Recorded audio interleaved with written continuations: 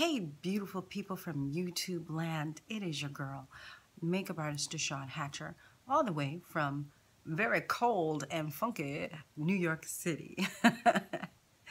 And today, as always, I'm here to help my amazing makeup artists just be better makeup artists.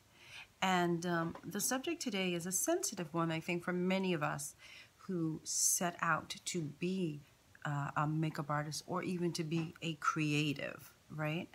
And that is, how do you deal with your friends and family?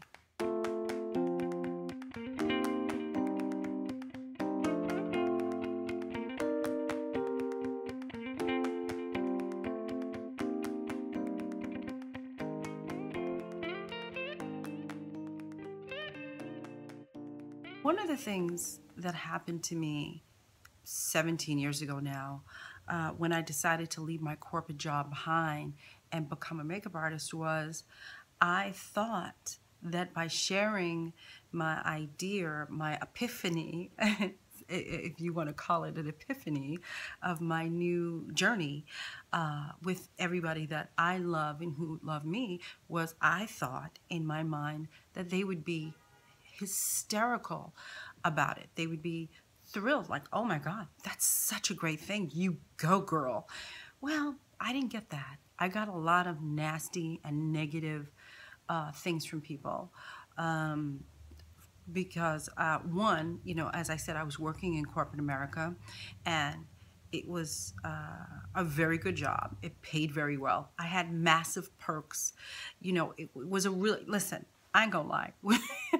It was a really good job. When you tell people that now, at 35 years old, that you want to quit and you want to become a makeup artist, people look at you sideways. And I didn't get the support that I thought I was going to get. In fact, I got a lot of negativity thrown at me. I got a lot of, you too old to be a makeup artist. Who do you think you are? I mean, when when I tell you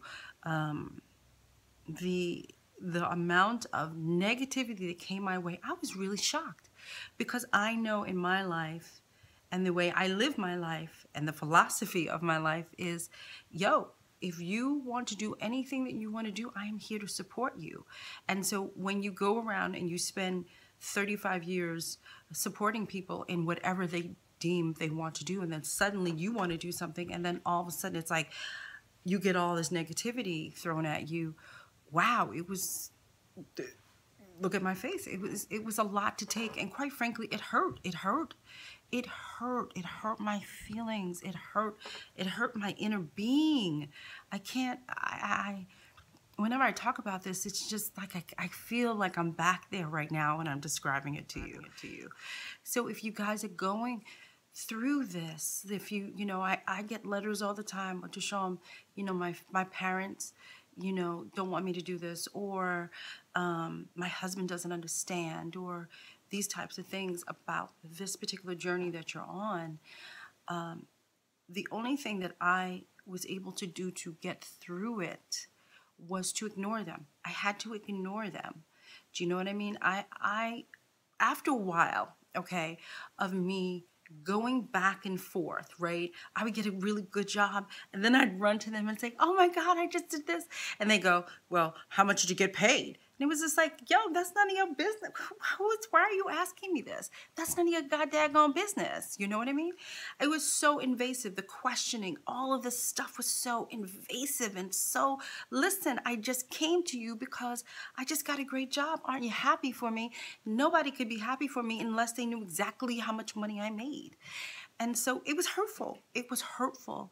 And so I realized that after a while, I had to stop talking about it. I had to stop, because basically it was like, if I keep searching and longing and needing their approval, then I would never be sitting here talking to you now. And so sometimes we have to just be quiet and be introspective. And I know it's hard when you do something amazing, you want to share it with people, and then you don't have anybody to talk to. Well, there's a whole community of people to talk to. You can join message boards. You can talk to people on message boards. There are a whole host of things, especially in 2017, that one can do to express themselves, and you can, you know, express that you're upset or whatever with your fellow people. So you should go to Facebook and you should start looking up message boards that you can join, where you can find a home for yourself, where you can vent and you can talk and you can share your story and your journey with people who actually understand you and who feel for you and who can help you.